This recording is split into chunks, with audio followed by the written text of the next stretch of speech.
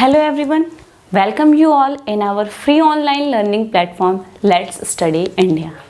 आज के इस वीडियो में हम आरएनए पॉलीमरेज के बारे में डिस्कस करेंगे जो कि बीएससी जूलॉजी सेमेस्टर 3 का यूनिट फर्स्ट का टॉपिक है। ठीक है, तो चलिए आरएनए पॉलीमरेज के बारे में स्टार्ट करते हैं। देखते हैं आरएनए पॉलीमरेज होता क्या है, उसका स्ट्रक्चर क्या होता है, फंक्शन उसका क्या होता है और कैसे वो ट्रांसक्रिप्शन में हेल्प करता है हमें। इसके पहले वाली वीडियो में हमने जीन कॉन्सेप्ट के बारे में बात किया था, जिसमें हमने जीन के बारे में सारी चीज़ें देखी थी कि जीन होता क्या है, कौन से साइंटिस्ट ने उसके बारे में कंट्रीब्यूशन दिया है, उनके बारे में हमने देखा था। जीन का स्ट्रक्चर क्या होता है और जीन कैसे प्रोटीन कोड करता है, प्रोकैरियोटिक जीन और यूकैरियोटिक जीन में क्या क्या डिफरेंस होते हैं, वो सारी चीज़ें हम देख लें। जिन्होंने भी वो वीडियो नहीं देखा है वो प्लेलिस्ट में जाके देख सकते हैं। आज के इस वीडियो में हम आरएनए पॉलीमरेज के बारे में स्टार्ट करते हैं। ठीक है, तो ये आपको दिख रहा होगा आज हमें क्या पढ़ना है, आरएनए पॉलीमरेज की प्रॉपर्टीज़ क्या क्या होते हैं, स्ट्रक्चर क्या है, डेफिनेशन क्या होते हैं, टाइप्स और फंक्शंस के बारे में हम इस वीडियो में पढ़ेंगे। ठीक है, तो चलिए स्टार्ट करते हैं। देखिए क्या होता है आरएनए पॉलीमरेज। क्या है आरएनए पॉलीमरेज? एक एंजाइम है। ठीक है, ये एंजाइम है जो क्या करता है, that synthesize RNA molecule from a template of DNA through a process called transcription. RNA polymerase वो एंजाइम है जो डीएनए के टेम्पलेट स्ट्रैंड से आरएनए बनाने में हेल्प करता है। ठीक है, डीएनए के टेम्पलेट स्ट्रैंड से आरएनए बनाने में हेल्प करता है जो एंजाइम, उसी को हम आरएनए पॉलीमरेज कह सकते हैं। या हम ये कह सकते हैं कि ट्रांसक्रिप्शन की जो प्रोसेस होती है, ट्रांसक्रिप्शन आई होप कि आप लोगों को क्लियर होगा। एक बार मैं फिर से आप लोगों को बता देती हूँ।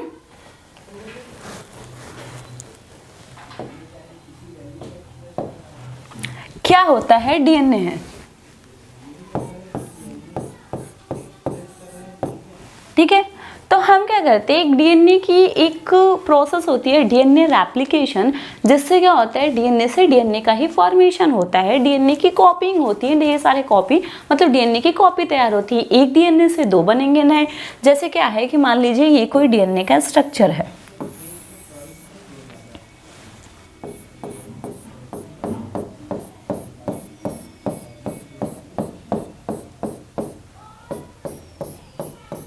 ठीक है, ये कोई डीएनए का स्ट्रक्चर है। इससे अगर दो ऐसे ही डीएनए बन जाएं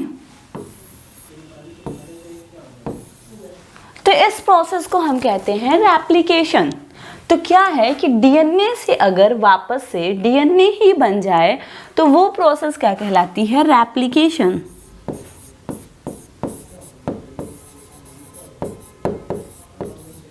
अब इसको बनने के लिए देखिए, डीएनए जो होता है एक हाईली कॉइल्ड स्ट्रक्चर होता है, आपस में बहुत हाईली कॉइल्ड रहता है। ठीक है, डबल स्ट्रैंडेड है, दोनों स्ट्रैंड जो होते हैं उसके आपस में कॉइलिंग किए हुए होते हैं। ठीक, तो जब हमें डीएनए रेप्लिकेशन कराना होता है, हमें इस कॉइलिंग को रिमूव करना होता है।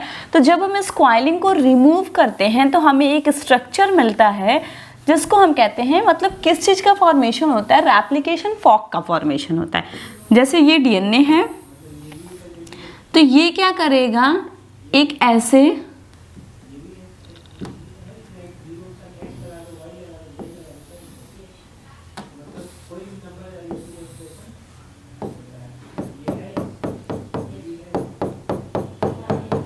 फॉक का स्ट्रक्चर बन जाता है और यहीं पे क्या होता है, इसकी इस स्ट्रैंड से और इधर, ठीक है, बनना स्टार्ट हो जाता है डीएनए। एक प्राइमर होता है, प्राइमर आके ऐड करता है और वही प्राइमर आगे बनाता जाता है। ठीक है, डीएनए। तो उसके लिए क्या होता है, डीएनए की पहले सुपर कॉइलिंग को हमें रिमूव करना पड़ता है कि स्ट्रैंड खुलेगा तभी प्राइमर इस पे आएगा और प्राइमर उसको रीड कर पाएगा। तो जब वो उसको रीड कर पाएगा तो वहाँ से डीएनए की नई स्ट्रैंड बनना। तो एक स्ट्रैंड इधर से बनेगी, एक स्ट्रैंड इधर से बनेगी। पहले ये एक डीएनए था, अब जब ये बन जाएगा तो ये एक हो जाएगा और ये एक हो जाएगा। तो एक स्ट्रैंड से दो डॉटर स्ट्रैंड बन जाएंगे डीएनए की, और यही प्रोसेस कहलाता है रेप्लिकेशन। हालांकि चीज़ें इतनी सिंपल नहीं हैं, बट हमें यहाँ पे रेप्लिकेशन नहीं पढ़ना है। जब पढ़ना होगा तो हम इसको पूरे डिटेल में पढ़ेंगे। अभी हम बस आपको आइडिया दे रहे कि चीज़ें होती कैसे हैं। ठीक है, फिर अब देखिए क्या होता है, रेप्लिकेशन हो गया। रेप्लिकेशन इज व्हाट, डीएनए से डीएनए ही बन रहा है। फिर क्या होता है, इस डीएनए से बनता है एमआरएनए। ठीक है, जब इस डीएनए से एमआरएनए बनता है तो ये प्रोसेस कहलाती है ट्रांसक्रिप्शन।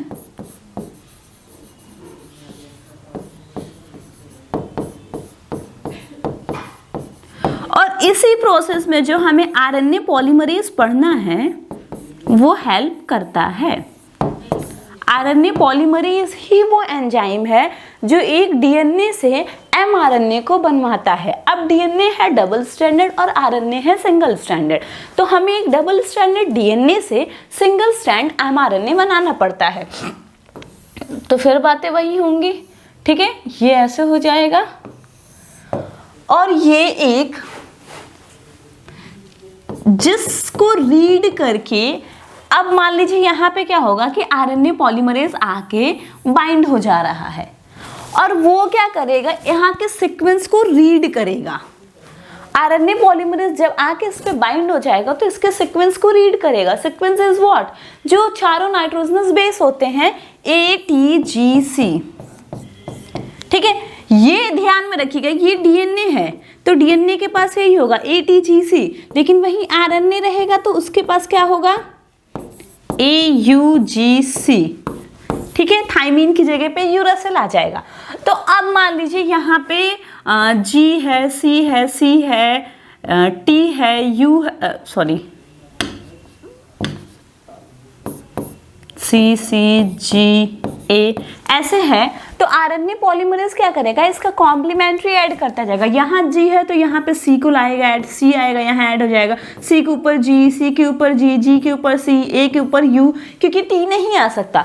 और ऐसे ही एक स्ट्रैंड बनता जाएगा और जहाँ पे टर्मिनेशन फैक्टर प्रेजेंट होगा वहाँ पे जाके ये आरएनए पॉलीमरेज अलग हो जाएगा। और यहाँ पे क्या होगा कि हमें जो ये जैसे जैसे आगे बढ़ेगा ये स्ट्रैंड हमको मिलता जाएगा, ये और आगे बढ़ेगा ये स्ट्रैंड लंबी होती जाएगी और फिर ये बाहर निकल आएगा जिसको हम कहते हैं एमआरएनए। हालांकि अभी इसमें और भी काम होता है, उसके बाद फाइनली हम इसको एमआरएनए कहते हैं। लेकिन यही होता है ट्रांसक्रिप्शन की प्रोसेस जिसमें एमआरएनए टेक पार्ट करता है। और उसके बाद जो एमआरएनए बनता है उसके पास जो भी मैसेज रहता है, जो भी उसकी कोडिंग सीक्वेंस रहती है, उस हिसाब से फिर ट्रांसलेशन की प्रोसेस होती है और उसमें क्या बन जाता है, प्रोटीन बन जाता है। ठीक है, तो देखिए क्या है, RNA polymerase is a multi-unit enzyme that synthesizes RNA molecule from a template of DNA through a process called transcription. RNA polymerase एक मल्टी-यूनिट एंजाइम है जो क्या सिंथेसाइज करता है, RNA। किससे RNA को सिंथेसाइज करता है, DNA के टेम्पलेट स्ट्रैंड से। और इस प्रोसेस को हम कहते हैं क्या, ट्रांसक्रिप्शन। क्या कहते हैं, ट्रांसक्रिप्शन कहते हैं। It is also called as DNA dependent RNA polymerase. इसको हम एक और नाम देते हैं डीएनए डिपेंडेंट आरएनए पॉलीमरेज। क्यों हम इसको कह रहे हैं डीएनए डिपेंडेंट डीएनए पॉलीमरेज? देखिए, पॉलीमरेज एक आरएनए पॉलीमरेज होता है, डीएनए पॉलीमरेज भी होता है। डीएनए पॉलीमरेज को हम कहते हैं डीएनए डिपेंडेंट डीएनए पॉलीमरेज और वहीं आरएनए पॉलीमरेज को हम कहते हैं डीएनए डिपेंडेंट आरएनए पॉलीमरेज। क्यों कह रहे हैं ऐसा? देखिए, डीएनए पॉलीमरेज को हम कहते हैं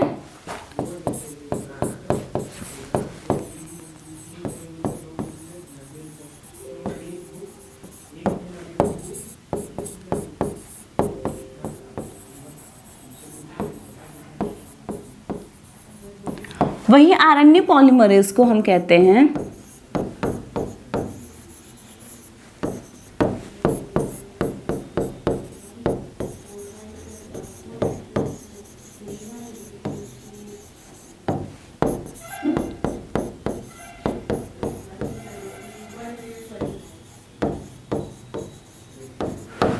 क्यों कह रहे हैं कि देखिए क्या होता है, अगर डीएनए पॉलीमरेज जो है वो डीएनए रेप्लिकेशन में हेल्प होता है। क्या होता है, डीएनए है, इसी डीएनए से एक डीएनए बन रहा है, तो ये जो बेस है ये डीएनए है और इस पे काम कौन कर रहा है? DNA polymerase. तो जो डीएनए पॉलीमरेज है वो किस पे डिपेंड हो रहा है? एक डीएनए की स्ट्रैंड पे डिपेंड है। क्यों डिपेंड है? क्योंकि इसकी जैसे कोडिंग है उसी हिसाब से तो नया डीएनए बन रहा है, नया स्ट्रैंड जो बन रहा है वो इसकी कोडिंग पे ही तो डिपेंड कर रहा है ना। इसका जैसा बेस पेयर होगा उसी का कॉम्प्लीमेंट्री नया बेस पेयर बनेगा। तो जैसे ये आप ये कह सकते हैं सिंपल लैंग्वेज में कि इसी को देख के तो नया वाला बन रहा है। इसी को अगर मान लीजिए हम बेस ही ना दें, कोई बेस पेयर हो ही ना, तो वो किसके अकॉर्डिंग बनाएगा, किसका कॉम्प्लीमेंट्री बनाएगा? कोई ऑप्शन नहीं होगा उसके पास। तो ये इस पे डिपेंड है, किस पे? ये डीएनए पॉलीमरेज किस पे डिपेंड हो रहा है? ये डीएनए पॉलीमरेज डीएनए के स्ट्रैंड पर डिपेंड हो रहा है, इसीलिए हम कहते हैं डीएनए डिपेंडेंट डीएनए पॉलीमरेज। ये जो डीएनए पॉलीमरेज है वो डीएनए डिपेंडेंट है, डीएनए पे डिपेंड है। उसी तरीके से जो आरएनए बन रहा है वो आरएनए के स्ट्रैंड पे किससे बन रही है? डीएनए से ही बन रही है। डीएनए के सीक्वेंस को ही रीड करते हुए उसके अकॉर्डिंग आरएनए की एक स्ट्रैंड बन रही है। तो इसीलिए हम उसको कहते हैं DNA dependent RNA polymerase. Sorry, यहाँ पे डीएनए डिपेंडेंट आरएनए पॉलीमरेज। ठीक, आरएनए पॉलीमरेज क्या है? एक मल्टी यूनिट एंजाइम होता है जो आरएनए सिंथेसाइज करता है डीएनए के टेम्पलेट स्ट्रैंड से।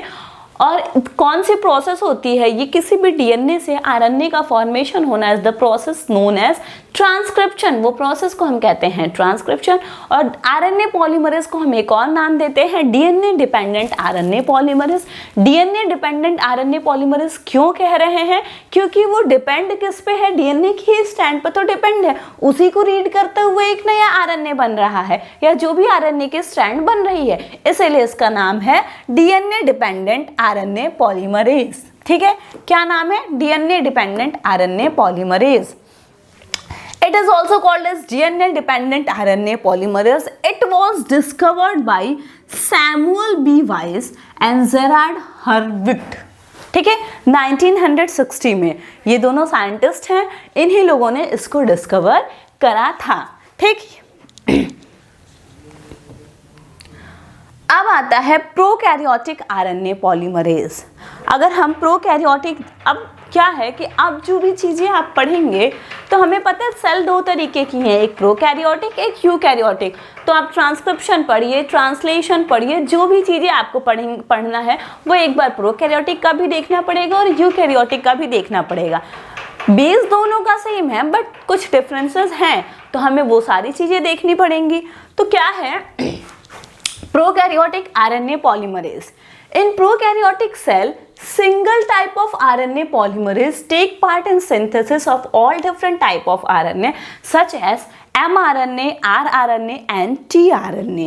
कह रहा है कि जो प्रोकैरियोटिक सेल जो होते हैं उसमें एक सिंगल टाइप का ही RNA पॉलीमरेज पार्ट लेता है, जो क्या करता है? सिंथेसिस करता है सारे टाइप के आरएनए को, चाहे वो एमआरएनए हो, टीआरएनए हो, आरआरएनए हो। हमको पता है कि आरएनए जो होता है वो कितने टाइप्स के होते हैं? 3 टाइप्स के होते हैं।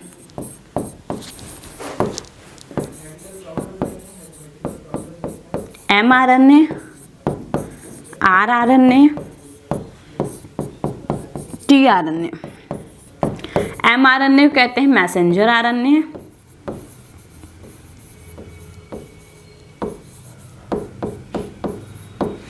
आरएनए को हम कहते हैं राइबोसोमल आरएनए,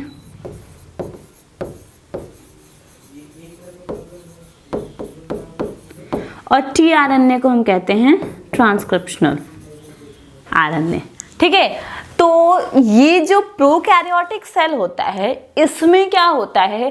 जो ट्रांसक्रिप्शन की प्रोसेस होती है हम कह सकते हैं, या जो आरएनए पॉलीमरेज जो ट्रांसक्रिप्शन की प्रोसेस करा रहा है वो एक ही टाइप का आरएनए पॉलीमरेज होता है और वो हर टाइप के आरएनएस को बना देता है, चाहे वो आरआरएनए हो, चाहे वो टीआरएनए हो, चाहे वो एमआरएनए हो। ठीक, तो एक ही पॉलीमरेज टेक पार्ट ले रहा और वो सारे तरीके के आरएनए को बना दे रहा है। ठीक, थोड़ा गरीब टाइप से बेचारा एक ही से सारा काम चला ले रहा है। वहीं अमीर लोगों का नहीं भाई, मेरे बड़े लड़के के लिए अलग ट्यूटर चाहिए, छोटे लड़के के लिए अलग चाहिए, लड़की के लिए अलग चाहिए। लेकिन यहाँ पे ये क्या है, मिडिल क्लास लोग हैं भैया, एक ही आइए सबको पढ़ा के जाइए। ठीक है तो यहाँ पे क्या हो रहा है, प्रोकैरियोटिक सेल में single type of RNA polymerase that take part in synthesis of all different types of RNA such as mRNA, rRNA and tRNA. Okay, ये देखिए आपको नीचे एक फिगर दिख रहा होगा, इसमें क्या हो रहा है, ये क्या है, डीएनए, ये हुई एक डीएनए की स्ट्रैंड। अब यहाँ पे क्या हो रहा है, यहाँ पे ट्रांसक्रिप्शन स्टार्ट करना है, ठीक। तो दो स्ट्रैंड हो गई, एक को हम कह रहे हैं कोडिंग स्ट्रैंड और दूसरे को हम कह रहे हैं टेम्पलेट स्ट्रैंड। जो टेम्पलेट स्ट्रैंड होता है उसी को रीड करके आरएनए की स्ट्रैंड बनती है, ठीक। कोडिंग स्ट्रैंड को नहीं रीड किया जाता है, रीड कौन होता है, टेम्पलेट स्ट्रैंड। और जो आरएनए बनने की जो प्रोसेस होती है वो कौन सी होती है, 3 प्राइम टू 5 प्राइम डायरेक्शन, ठीक। देखिए यहाँ पे क्या हो रहा है, आपको एक दिख रहा होगा, ये डिंग डिंग,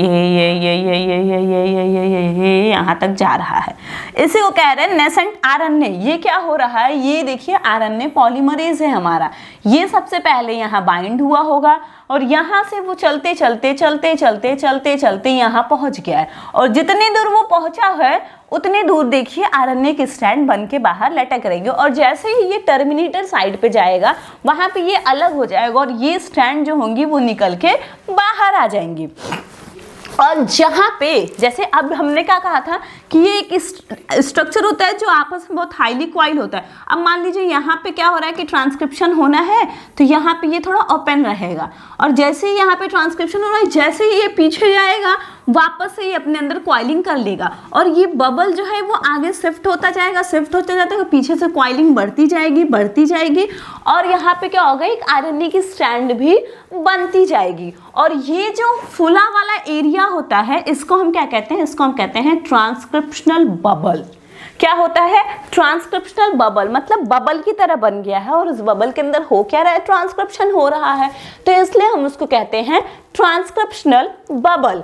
अब ये है डायरेक्शन ऑफ पॉलीमराइजेशन। पॉलीमराइजेशन की डायरेक्शन क्या है, इधर जा रही है, मतलब टुवर्ड्स 5 प्राइम एंड। देखिए ये दिख रहा है 3 प्राइम एंड और ये 5 प्राइम एंड, और हमें बनाना किससे है, टेम्पलेट स्ट्रैंड से।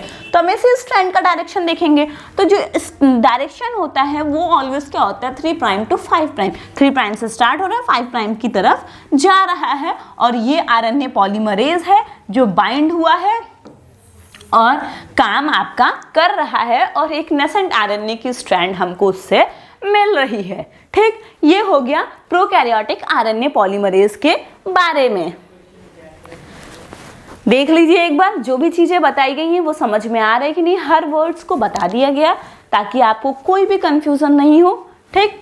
फिर आता है यूकैरियोटिक आरएनए पॉलीमरेज। क्या है, eukaryotic RNA polymerase. Prokaryotic RNA polymerase तो बहुत ही सिंपल था, एक ही टाइप का था, वो हर टाइप के आरएनए को बना दे रहा था, mRNA, tRNA, rRNA, but eukaryotic is little bit difficult, ठीक। Eukaryotic cell have 5 different types of RNA. Eukaryotic cells जो होते हैं उनके पास 5 अलग अलग तरीके के आरएनए होते हैं। नॉर्मल किसी भी बुक में आप देखेंगे तो हो सकता है आपको दिखे कि 3 ही टाइप लिखा हुआ है, RNA polymerase 1, polymerase 2 and polymerase 3। लेकिन बहुत से बुक में आप देखेंगे, किसी एडवांस बुक में या एनसीईआरटी में देखेंगे तो आपको दिखेगा कि आरएनए पॉलीमरेज जो होते हैं वो 5 तरीके के होते हैं, ठीक। Polymerase which take part in synthesis of different types of RNA। यहाँ पे क्या हो रहा है, वहाँ पे क्या हो रहा था, एक RNA पॉलीमरेज था जो हर तरीके की RNA को बना रहा था, लेकिन यहाँ पे क्या है, 5 तरीके के RNA पॉलीमरेज हैं जो अलग अलग RNA पॉलीमरेज अलग अलग RNA के फॉर्मेशन में हेल्प करेंगे, ठीक। In eukaryotic additional RNA polymerase present in the mitochondria and chloroplast। अगर हम यूकैरियोटिक सेल की या यूकैरियोटिक ऑर्गेनिज्म की बात करें तो उनका जो माइटोकॉन्ड्रिया और क्लोरोप्लास्ट होता है उसमें हमें एडिशनल आरएनए पॉलीमरेज देखने को मिलते हैं। 5 आरएनए पॉलीमरेज तो पहले ही हैं आरएनए के सिंथेसिस के लिए, लेकिन माइटोकॉन्ड्रिया और क्लोरोप्लास्ट में अगर हम देखेंगे तो हमें एडिशनल आरएनए पॉलीमरेज भी देखने को मिलते हैं, ठीक। All eukaryotic RNA polymerase are large protein and have molecular weight about 500 kilodalton, ठीक, जो यूकैरियोटिक आरएनए पॉलीमरेज होते हैं वो एक लार्ज प्रोटीन होती है, बड़ी बड़ी प्रोटीन्स होती हैं, ठीक, और इनका जो मॉलिक्यूलर वेट होता है वो लगभग 500 किलो डाल्टन के बराबर होता है। ठीक, बड़ी है तभी तो इतना ज़्यादा वेट है, 500 किलो डाल्टन के बराबर इनका वेट होता है। Each RNA polymerase is multi-subunit protein. They have 8 to 12 subunits. ठीक, कह रहा हर each RNA क्यों कह रहा है, क्योंकि यहाँ पे हम देख रहे हैं 5 different types of RNA हैं, तो हर RNA polymerase की अपनी अपनी सब यूनिट्स भी होती हैं। जैसे मान लीजिए ये एक RNA polymerase हो गया,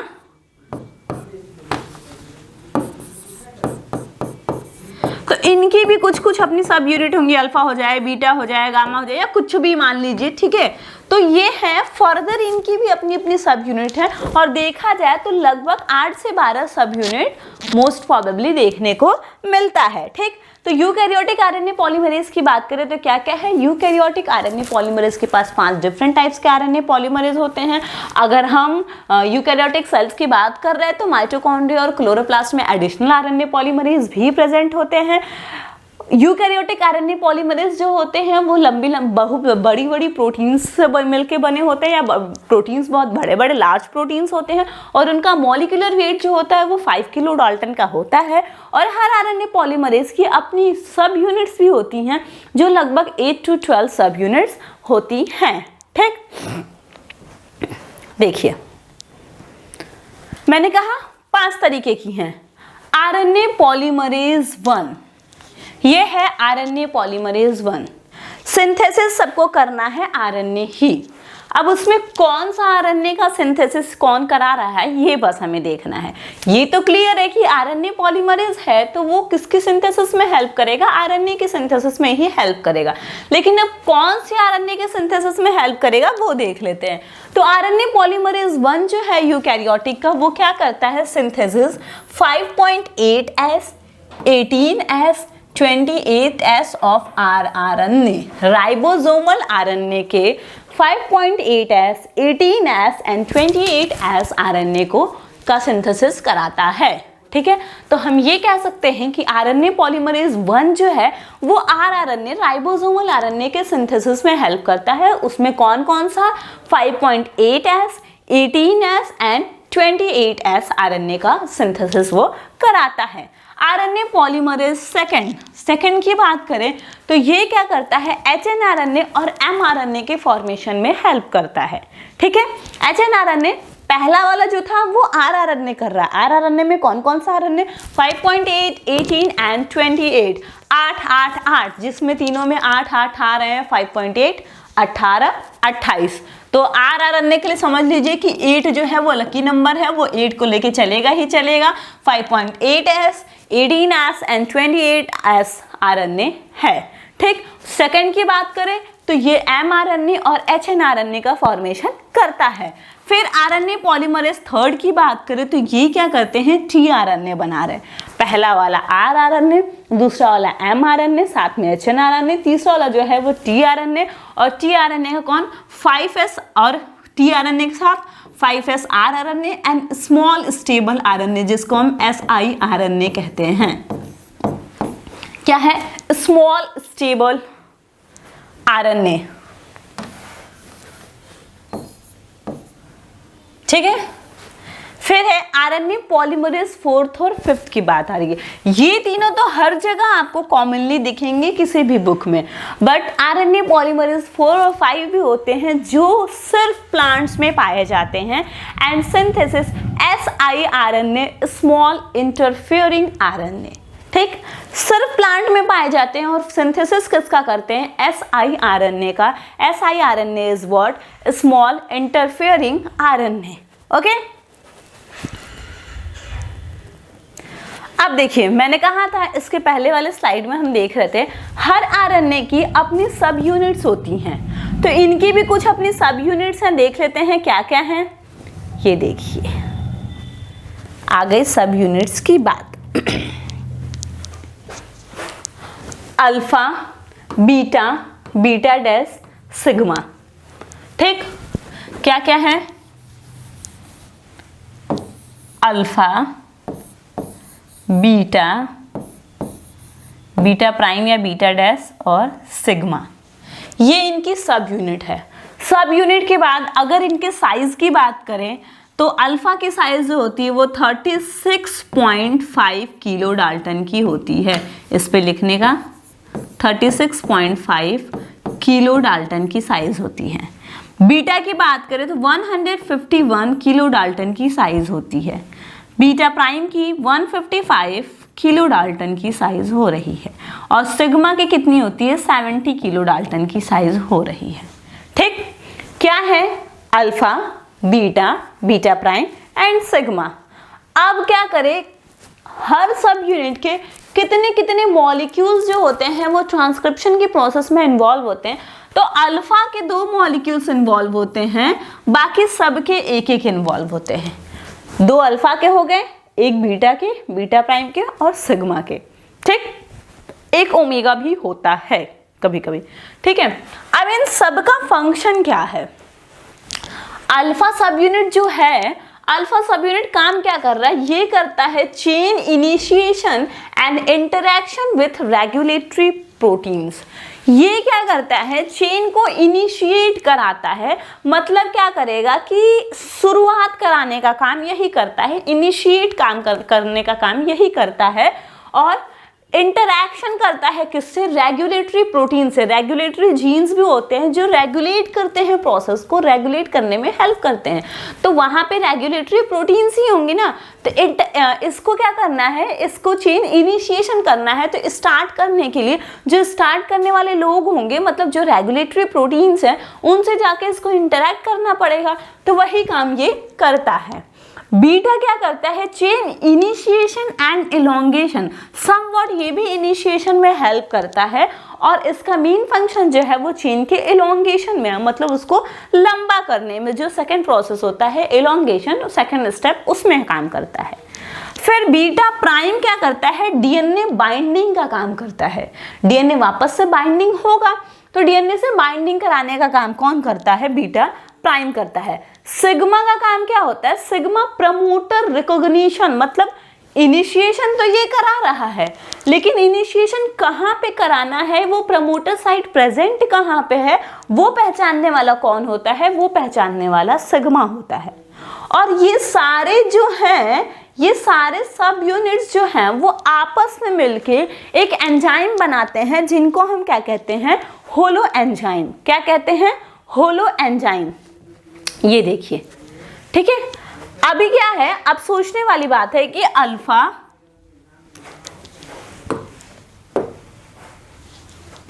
अल्फा, अल्फा 2 ठो है, बीटा, बीटा प्राइम और ओमेगा, ये पांचों आपस में जुड़ के एक एंजाइम बनाते हैं जिसको हम कहते हैं कोर एंजाइम। क्या कहलाते हैं, कोर एंजाइम।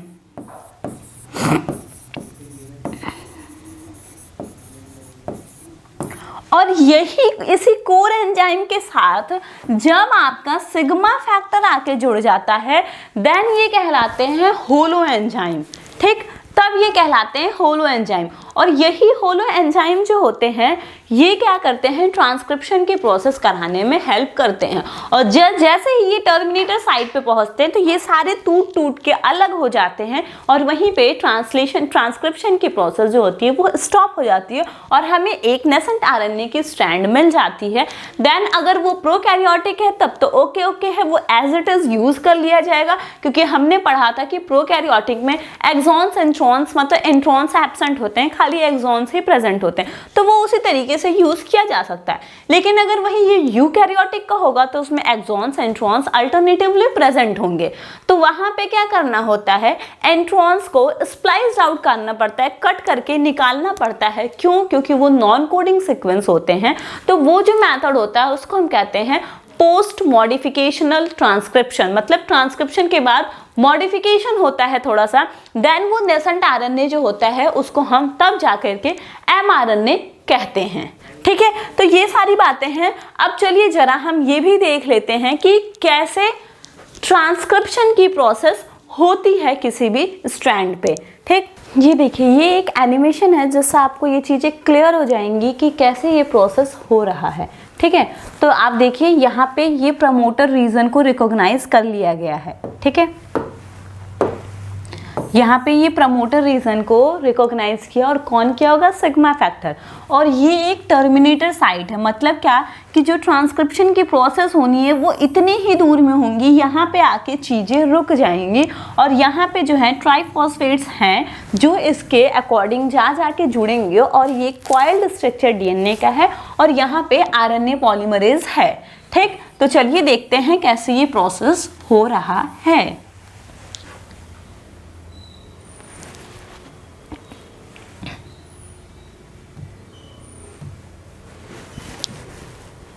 देखिए, आरएनए पॉलीमरेज यहाँ पे प्रमोटर को रिकॉग्नाइज कर लिया गया।